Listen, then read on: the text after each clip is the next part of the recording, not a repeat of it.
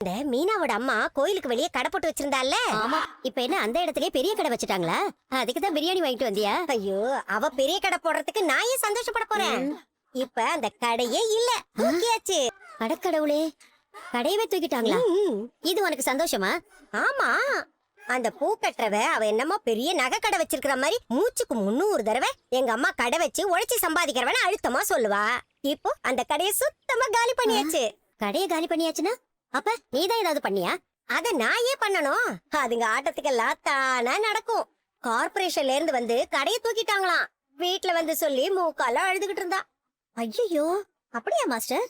ஆமா, கோவில் சார்பா ஏதோ கம்ப்ளைண்ட் கொடுத்திருக்காங்களாம். கடையில அழுகுன தேங்காய், காஞ்சி போன பூ, கெட்டு போன பழம் இதெல்லாம் வித்திருக்காங்களாம். ஓ, அதுவும் அதிக விலைக்காம்.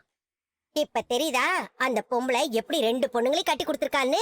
விஜயா, அவங்க அப்படியெல்லாம் கிடையாது. நீ பாத்தியா? 2 பேரையும் டிகிரி முடிக்க வச்சிருக்கா. சாதாரணமா பூ வைக்கிற பொம்பளை இப்படி எல்லாம் பண்ண முடியுமா?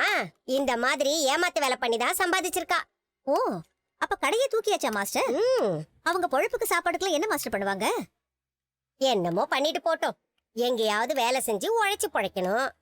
இப்படி சொகுசா கோயில் வாசல்ல உட்காந்து ஏமாத்தி பொழைச்சா கடவுள் பாத்துக்கிட்டு இருப்பாரா?